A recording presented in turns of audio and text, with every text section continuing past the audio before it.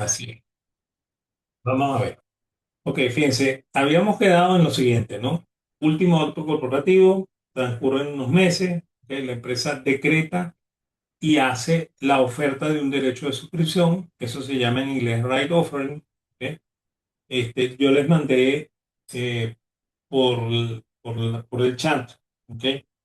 El, el- la nota metodológica número 3, que es la que tiene todo el glosario de términos. Ahí van a encontrar este término, derecho de suscripción, y van a encontrar que el nombre en inglés es right offering, ¿ok? Entonces, bueno, el precio antes de que ocurra el dividendo, antes de que ocurra el derecho de suscripción, se llama, perdón, es $15, ¿ok? Y me piden que calcule los múltiplos y que analice, ¿ok? Vamos a ver cómo se hace, ¿ok? Fíjense, estamos aquí, ¿ok? El último ajuste fue ¿ok? Entonces, estamos antes del derecho de suscripción, se mantienen los valores del patrimonio: 1.500 de capital social, 200 de superávit pagado, 1.000 de utilidades no distribuidas, porque de aquí se sacaron los 200 millones de dólares para pagar el dividendo, que es $2 por acción, ¿eh? Y bueno, y ahora el otro superávit es 2.000, ¿ok? Porque de aquí se sacaron los 500 con los cuales se capitalizaron estos 500, que llevaron el capital social a 1.500. ¿Ok? Entonces, ahora me están diciendo que yo puedo comprar una acción por cada tres. ¿Ok? Yo tendría que tener tres acciones para poder comprar una. ¿Ok? Y eso haría que el capital social pasara de 1.500 a 2.000 millones de dólares. ¿Ok?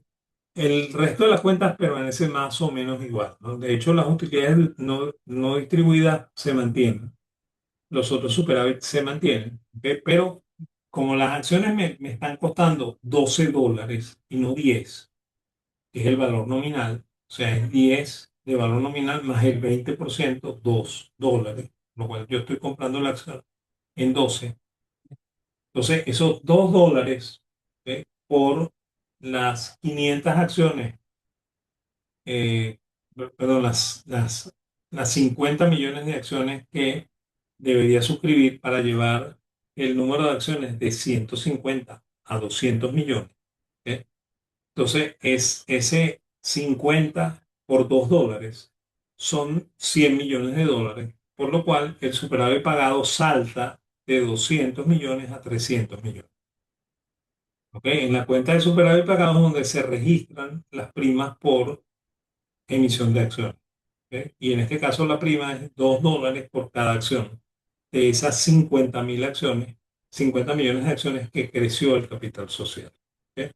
Entonces, con ese 200 millones calculo, ¿ok? Las nuevas alícuotas, ¿no?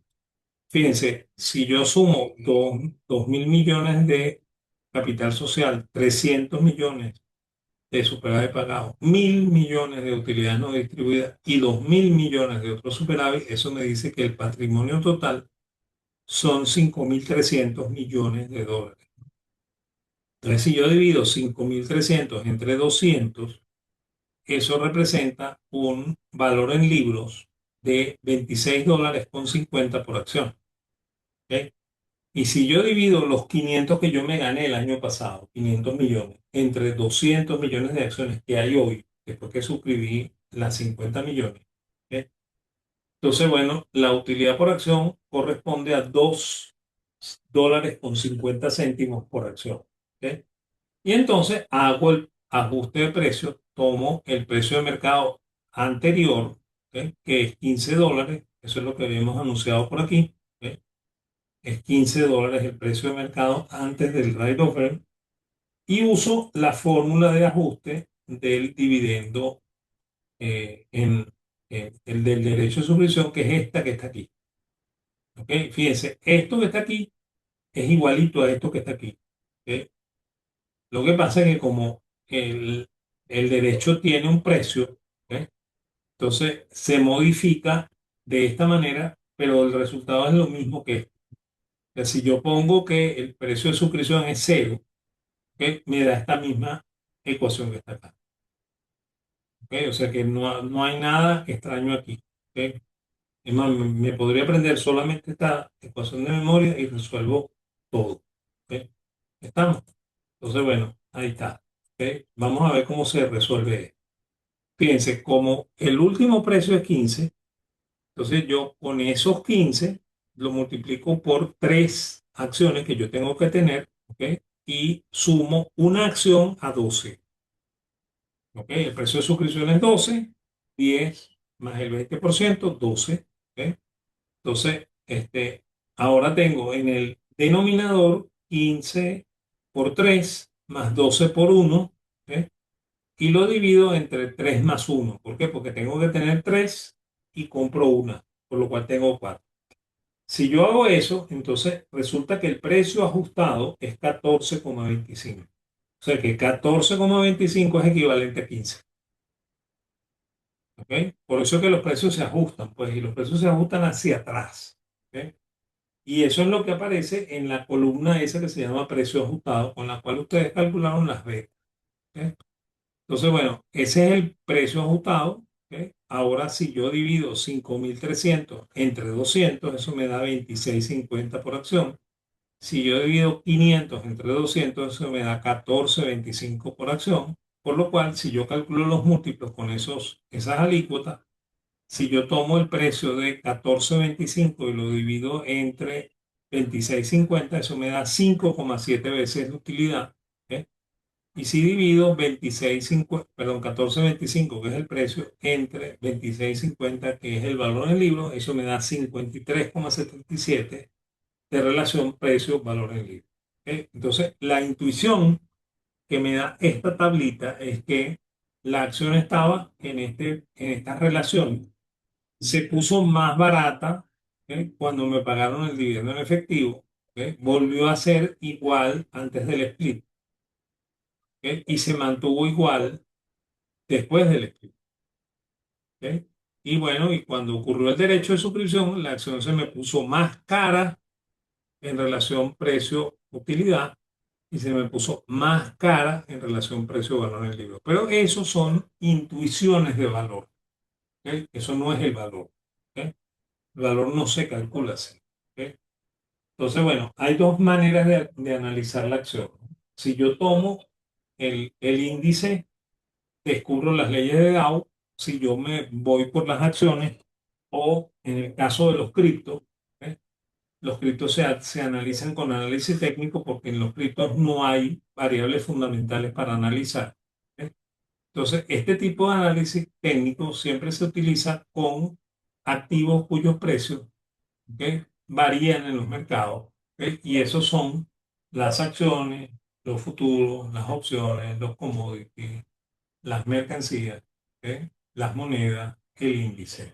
¿Ok? También los bonos. ¿Ok? Y bueno, y hoy en día se añaden a esto los criptoactivos. ¿Ok? Se supone que quien hace análisis técnico no necesita más nada que el precio para tomar decisiones. Entonces, cuando ustedes se meten, por ejemplo, en la página de Binance y se encuentran con un montón de gente que habla mucha pendejada, ¿ok?, que hablan acerca de variables fundamentales mezcladas con análisis técnico, esos tipos no saben de lo que están hablando, ¿ok? Y probablemente van a perder plata en el muy corto plazo. ¿Ok? Entonces, resulta que para quien hace análisis técnico, el precio tiene toda la información que yo necesito, por tanto, toda la demás información sobra.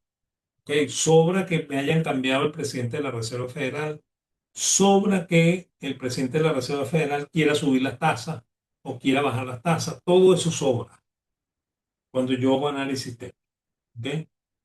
¿Y qué son las demás informaciones? Bueno, los indicadores financieros, los indicadores económicos, los balances de las noticias. ¿Ok? Entonces, quien hace análisis técnico serio, ¿ok?, únicamente estudia el precio del activo y más nada.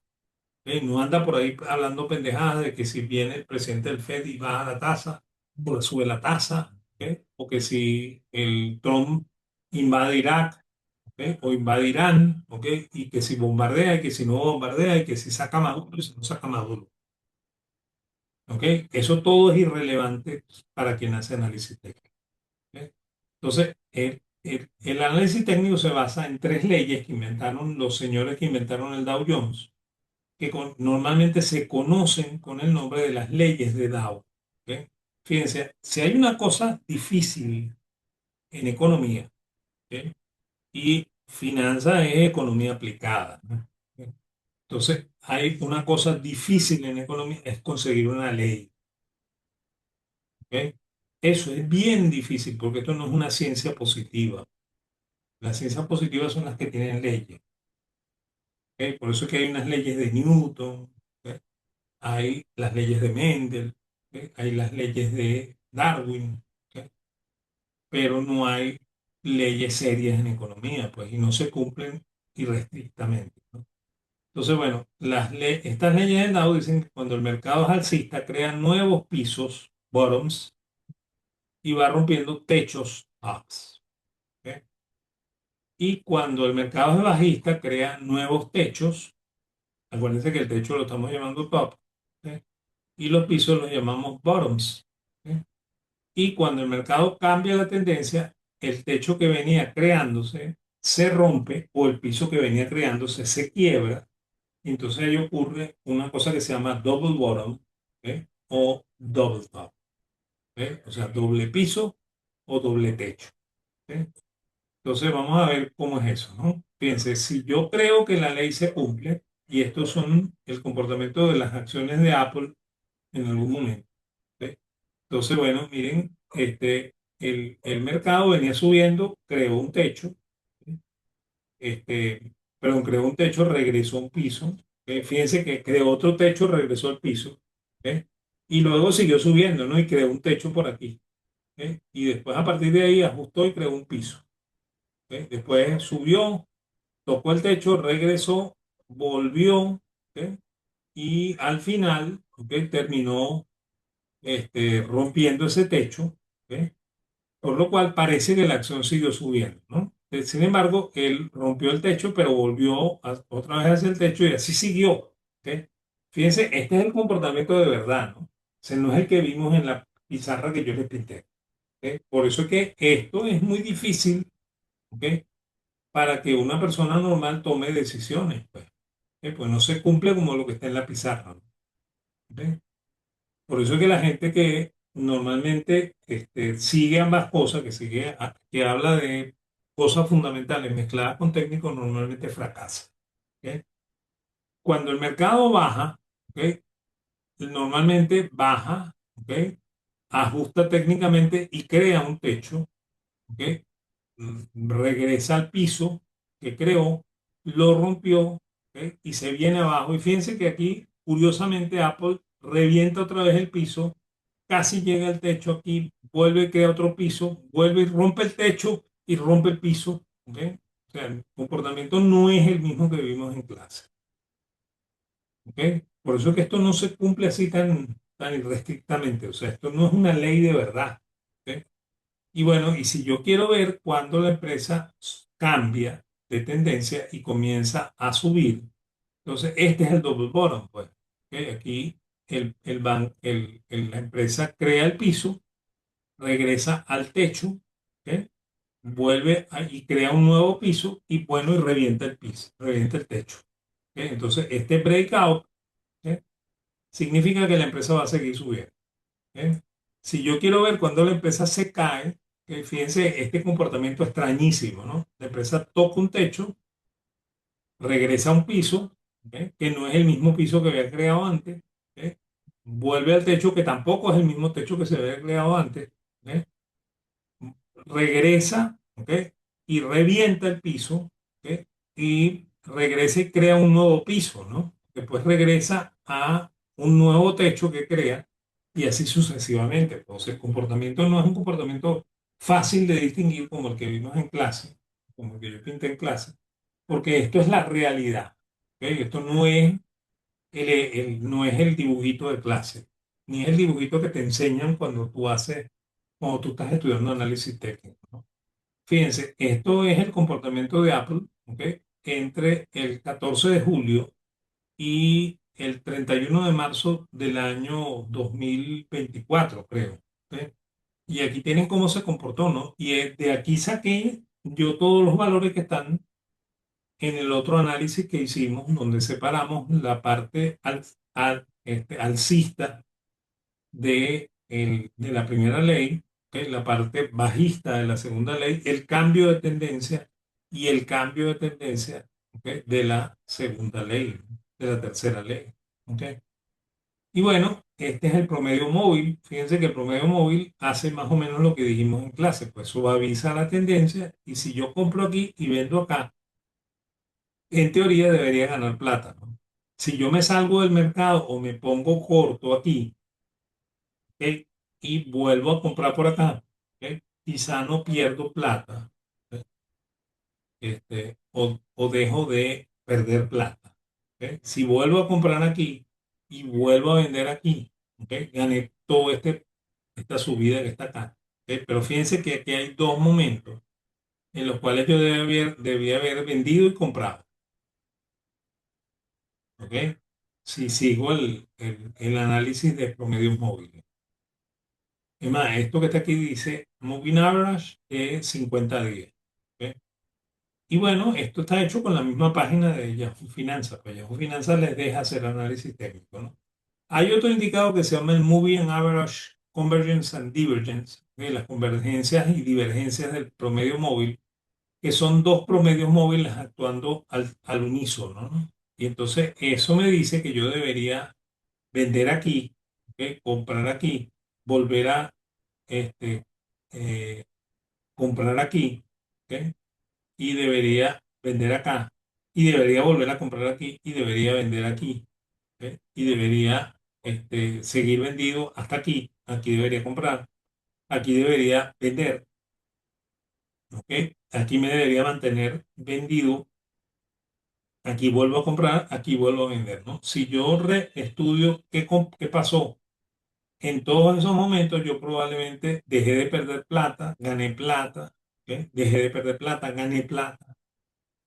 Pero ojo, eso suele ser muy difícil de hacer, ¿ok? No todo el mundo tiene la habilidad de hacerle caso absoluto a los gráficos. Y una de las razones por las que no tienen la habilidad es porque mezclan análisis técnico con análisis fundamental.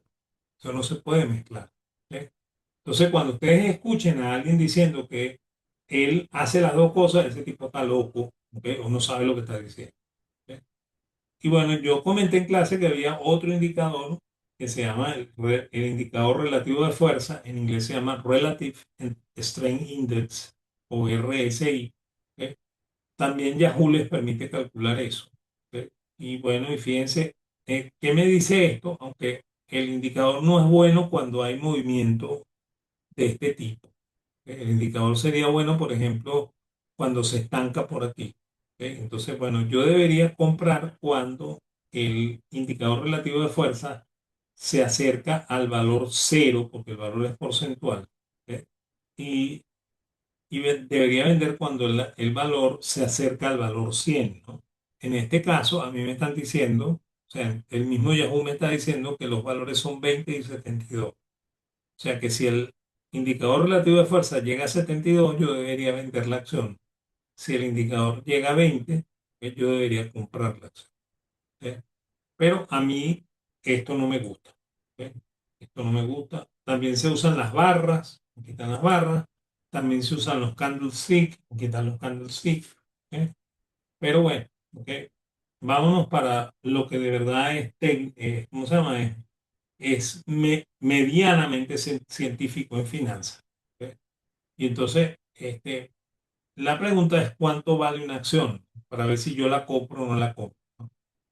Y la respuesta es que una acción vale el valor presente descontado de los flujos de caja futuro. El valor de una empresa no depende de la historia, ¿ok? Depende del futuro. ¿Ok? Y esos flujos pueden ser dividendos que uno obtiene, ¿ok? O flujos totales de la empresa. ¿Ok? Y cuando hacemos una valoración de la empresa, usamos los flujos totales de la empresa. Entonces, eso significa que cuando yo valoro una empresa, parto el día de hoy y empiezo a tomar los flujos de caja desde el año que viene. ¿Ok? Por lo cual, el valor debería ser la sumatoria desde el año que viene hasta el infinito, ¿ok? de cada uno de los flujos de caja que yo voy a recibir cada año, descontados a una tasa de interés, ¿no? Entonces, esto tiene tres cosas fundamentales, ¿no? La primera es qué carrizo es el flujo de caja. ¿Ok? La segunda es qué demonios es la tasa de rendimiento, ¿ok? O la tasa de descuento, ¿no? Y la última es cómo carrizo yo le llego al infinito. ¿Ok? Esas son las tres preguntas que tengo que resolver. Vamos a tratar de resolverlas, ¿no? Primero, ¿qué es el flujo de caja? ¿Ok? Miren, cuando yo estudié economía, a mí me dieron una materia que se llamaba formulación y evaluación de proyectos. Una materia piratísima. ¿Ok? Y bueno, el profesor, máximo exponente del piratismo, ¿ok? O de la piratería, ¿ok? Nos dijo que el flujo de caja siempre es la utilidad neta más la depreciación y la amortización. Eso es verdad, sí y solo sí. La empresa recibe todos los ingresos en efectivo y paga todos sus gastos en efectivo. ¿Ok? Y es muy raro que una empresa haga eso, por lo cual este es el peor flujo de caja que uno puede utilizar como analista financiero. ¿Ok? El que más se usa, el que más usan los financistas, se llama flujo de caja operativo y lo llaman en inglés EBITDA, Earning Before Interest and Taxes, plus Depreciation and Amortization. ¿Ok? Y eso corresponde a la utilidad operativa de la empresa más la depreciación y la amortización. Este es el que más se usa. ¿Ok? Sin embargo, cuando uno hace una valoración, uno tiene que ser un poquito más delicado, ¿no? ¿Ok? Y entonces uno puede usar una de estas dos cosas, ¿no? Una cosa que se llama flujo de cajas disponibles, en el cual uno toma la utilidad que puede ser neta o puede ser operativa, por lo cual hay un flujo de caja neto disponible y hay un flujo de caja neto, pero no un flujo de caja operativo disponible, ¿no? Entonces, a esa utilidad, que puede ser la neta o la operativa, le suma la depreciación y la amortización, le resta la inversión planeada y le resta los dividendos de cada año. ¿Ok? Esto me habla de cuánta caja dispone el tesorero, el gerente de finanzas, para manejar el negocio, ¿no? Por lo cual, en última instancia, de cuánta caja disponen los accionistas de la empresa. ¿Ok? Y el mejor indicador de flujo de caja es una cosa que se llama flujo de caja libre, ¿ok? Que se calcula de muchas maneras, ¿no? Aquí hay una, la utilidad neta más la depreciación y la amortización, más los incrementos de los financiamientos, o sea, los incrementos de los pasivos de la empresa, menos las reducciones de las inversiones, o sea, las reducciones del activo de la empresa. Si yo calculo esto, consigo el flujo de caja libre, que es mejor que el flujo de caja disponible. Si no puedo calcular esto, calculo el flujo de caja disponible, ¿ok? Que es mejor que el flujo de caja operativo. Si no puedo calcular esto, calculo el operativo, ¿ok? Y bueno, y si no me queda más remedio, calculo el flujo de caja neto, que es el peor de todos los flujos de caja. ¿Ok? Entonces, ¿qué hace un buen analista financiero? Parte por aquí. Si él puede calcular esto, lo hace, si no, se va al tercero, si no, se va al segundo, y bueno, si no queda más remedio, el primero. ¿Ok? Ojo que afortunadamente, si calculas el primero, puedes calcular el segundo. ¿Ok? La segunda pregunta es, ¿cómo determino la tasa de descuento? ¿Ok? Entonces, cuando evaluamos una empresa que va a ser adquirida por otra, ¿ok? Lo que se llama un merge o una acquisition en inglés. ¿Ok? Entonces, nosotros usamos la tasa del costo de capital de la empresa que compra a la otra empresa. ¿Ok? Ya vamos a ver cómo es eso de del costo de capital. ¿Ok? Y cuando evaluamos una empresa que va a ser adquirida por un inversionista institucional, fondo mutual, un fondo de inversiones, ¿ok? O por un particular, Daniel Lahoud. ¿Ok? Entonces, es preferible usar la tasa que resulta de la fórmula de Sharpe. ¿Ok? Ojo que yo dije que la fórmula de Sharpe no sirve, ¿ok? Pero aquí no hay más remedio, no hay otro sustituto. ¿Ok? Y bueno, y cómo, la tercera pregunta es cómo llevamos los flujos hasta el infinito, ¿no? Porque hacer flujos hasta el infinito significa que yo voy a hacer el flujo de caja del primer año, el del segundo, el del tercero, el del cuarto, el del quinto, hasta el N. ¿Ok? Y yo no sé cuándo es el N. ¿Ok? Entonces, la manera de llegar hasta el infinito es tomar el último flujo de caja que yo haya calculado y dividirlo por la tasa de los descuentos, ¿ok? Menos la tasa de crecimiento natural de la empresa. ¿Qué es la tasa de crecimiento natural de la empresa? Toda empresa tiene una tasa natural de crecimiento. Por ejemplo, una empresa de consumo debería crecer como crece la población del país. ¿Ok? Una empresa que presta su servicio a viejitos, ¿ok? Entonces, bueno, esa empresa debería crecer como crece el volumen de viejos, ¿no? ¿Y cómo crece el volumen de viejos? Los viejos que entran y los viejos que se mueren. ¿Ok? Entonces, toda empresa tiene una tasa de crecimiento natural. Eso es G, growth en inglés. ¿Ok?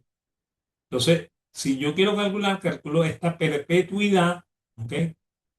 Que es una tasa, es un flujo creciente a una tasa menos su tasa de crecimiento. ¿Ok? Y así es como le llego al infinito. ¿Ok? Entonces, y así es como se valora la empresa. ¿Ok? Entonces, ¿qué podemos concluir aquí? Y fíjense, me valieron las dos clases, los dos links. ¿Ok? Lo primero es que la renta variable es incierta y además involucra elevados riesgos. ¿Ok? La segunda es que todos los cálculos que se pueden hacer son siempre ex post, salvo la valoración. ¿Ok? Y una forma de analizar el negocio de la renta variable es por medio del cálculo y comparación de múltiplos, que ya lo hicimos, ¿no? ¿Ok? Y bueno, en ese caso yo tengo que entender muy claro que el dividendo en efectivo afecta la valoración de la empresa, ¿ok? Que el dividendo en acciones es solo un ajuste contable y que eso no afecta la valoración de la empresa, por lo cual esa cosa que se llama dividendo en acciones no es un dividendo, ¿ok? Es un split. Y el derecho de suscripción afecta la valoración de la empresa, ¿ok? Por lo cual debe realizarse, ¿ok? Siempre. O sea, si a mí me ofrecen un derecho de suscripción, yo debo hacerlo o vender la acción y olvidarme la acción. ¿Ok? O sea, uno no debe dejar pasar el dividendo, el derecho de suscripción. Tiene que ejercer. Si uno es accionista y no se va a querer quedar como accionista, porque si no lo hago, yo pierdo participación en el negocio y pierdo valor de mi inversión. ¿Ok? Y bueno, y la última es que el valor de la empresa siempre se estima por el valor descontado de los flujos de caja a una determinada tasa de descuento, que puede ser el WACC, ¿ok? Que es el costo promedio ponderado del capital, o que puede ser la tasa de Sharpe, que se llama Capital Asset Pricing Model. ¿Ok? Entonces, con eso termina la clase de hoy. ¿Ok? El miércoles que viene, como les dije, nos vemos, hacemos el segundo parcial, ¿ok? Que va hasta renta fija. Esto no va. Y bueno, y después la clase siguiente seguimos con los derivados, ¿no? Que es el último tema del curso. ¿Ok? Vale. ¿Ok? Este, nos vemos el jueves que viene. ¿Ok? Y si tienen dudas o algo por el estilo, estoy a la orden. Si no, bueno, nos vemos el jueves, como les dije. Vale, profe, gracias. Ok. A ver, don Javier, dígame, pregunte, pues.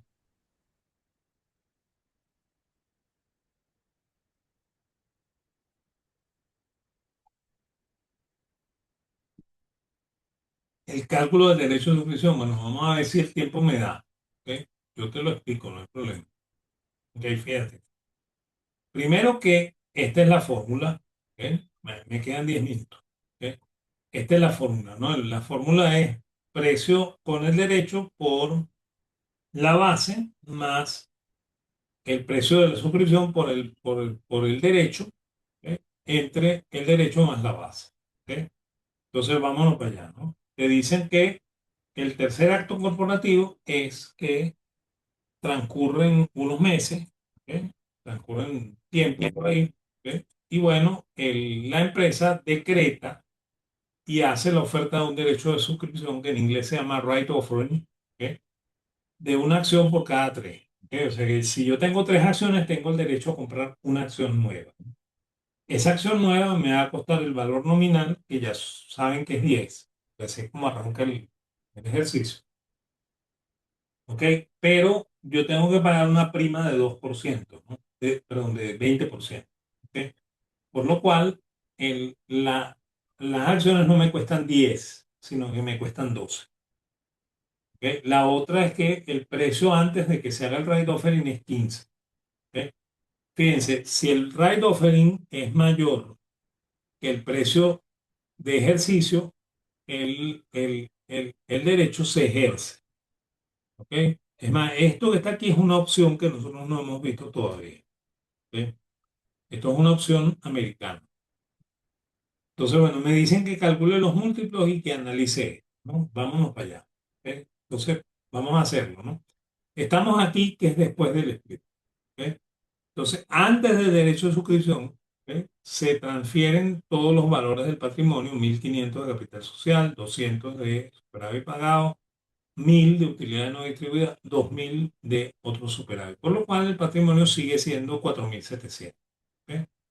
La utilidad sigue siendo 500 por acción, ¿ok? Perdón, 500 millones de dólares. ¿Ok? Por lo cual, si yo calculo con el split, que eran 150 millones de acciones, ¿ok? De que yo había tenido después del split 150 millones de acciones.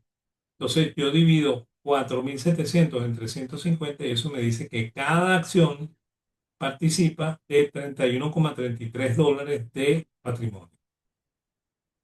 ¿Ok? Como la última utilidad es 500, si yo divido 500 entre 150 millones de acciones, entonces eso dice que cada acción tiene una utilidad por acción de 3 dólares con 33 centavos. ¿Ok? Y bueno, como el precio antes de que se ejerza el derecho es 15, entonces calculo los múltiplos a ese precio. 15 entre 3,33 da 4,5, por lo cual esta empresa se está vendiendo 4 veces y media utilidad. ¿Ok? Y 15 dólares, que es el precio de mercado, entre 31,33 representa el 47,87 de ese valor en libros por acción. ¿Ok? Por lo cual la empresa se está vendiendo a 47,87 de lo que el contador diría que esto vale. ¿Ok? O sea, que hay un descuento de 52,13%. ¿Ok? Entonces, bueno, ocurre el del derecho de suscripción. El derecho de suscripción es de una por cada tres, por lo cual el capital social, que antes era 1.500, debería pasar a ser 2.000 millones, 2.000 millones de dólares. ¿Ok? Por lo cual, el número de acciones, que antes era 150 millones, ¿ok? Ahora pasa a ser 200 millones de acciones en circulación. Entonces, bueno, la otra cosa es que cada acción me cuesta 12.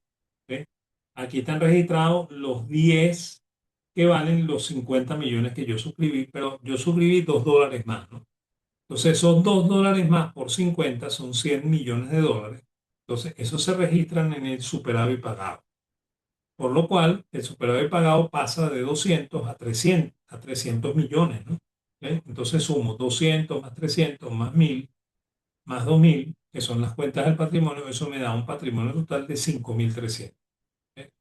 Si yo divido 5.300 entre 200 millones de acciones, eso me da un valor en libros por acción de 26 dólares y medio. ¿Ok? Eso es lo que vale en libros cada acción que yo tenga. ¿Ok? Como la empresa no ha cambiado la utilidad, es la misma utilidad con la que cerró el ejercicio y aquí no ha cerrado el ejercicio. Entonces la utilidad es 500 millones de dólares. Que si yo divido 500 millones de dólares entre 200 millones de acciones, eso dice que cada acción vale, o sea, cada acción tiene un 2,50 de utilidad por acción. Le corresponden a 2 dólares con 50 de esa utilidad negra. ¿Ok?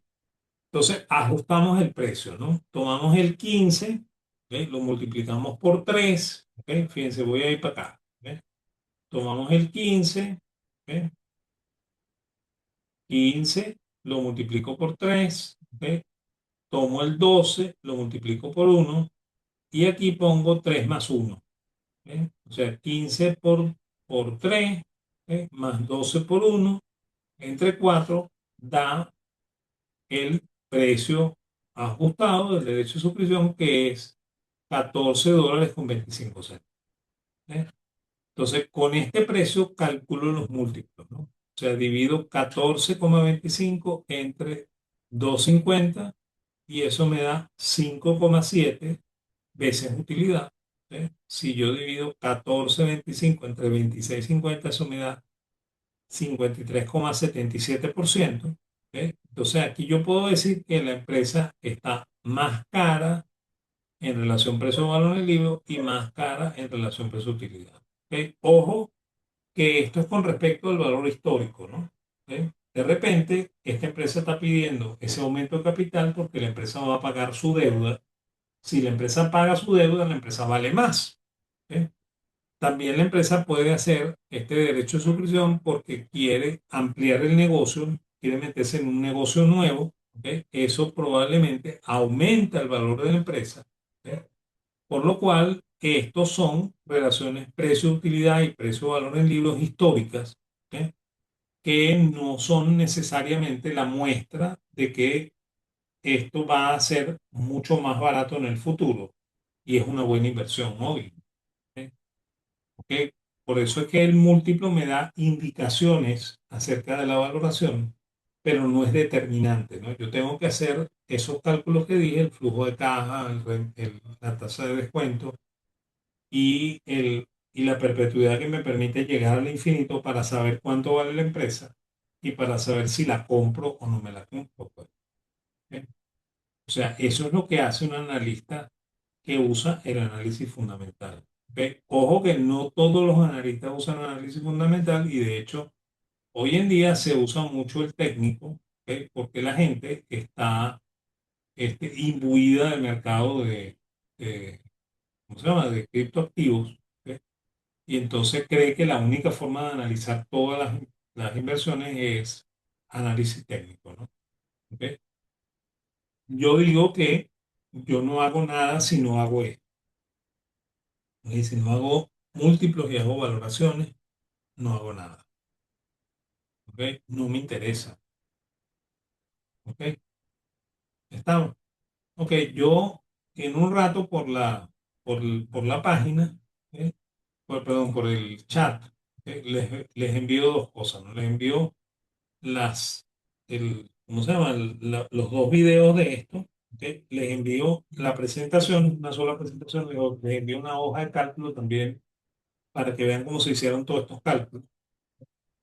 Y la última cosa que voy a hacer es que les voy a mandar la tarea que vamos a hacer, ¿ok? Con respecto a la renta fija, a renta variable. ¿Ok? Entonces, bueno, nos vemos el jueves que viene. Traten de no faltar porque vamos a hacer parcial. ¿Ok? Y bueno, y después de eso seguimos con los derivados, porque es el último tema del curso. ¿Ok? Entonces, bueno, espero que haya quedado claro. ¿Ok? Cualquier otra duda, bueno, se las respondo después del parcial si quieren. ¿Ok? ¿Ok? O también por la página, ¿no? Si ustedes preguntan, yo con gusto les respondo, pues, o por el chat. ¿Ok? Lo que sí les voy a agradecer siempre que hagan una pregunta, la hagan ¿cómo se llama? Que todo el mundo se involucre para que todo el mundo pueda participar de la respuesta. ¿Ok? Vale. ¿Ok? Bueno, entonces nos Vale, vemos profesor, gracias. No, gracias a ustedes, pues. Gracias a ti, Javier, por hacer la pregunta. Vale, pues. Estamos hablando. Cuídense. Chao, chao, gracias.